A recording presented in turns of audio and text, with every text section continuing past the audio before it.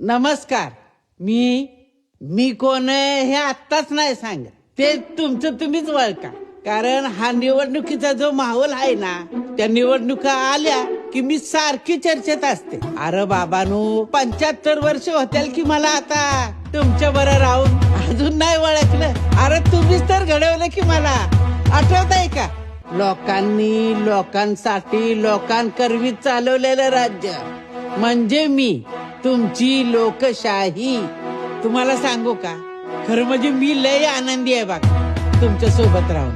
कारण तुम्ही तेवढं प्रेम करता माझ्यावर, मला जपता.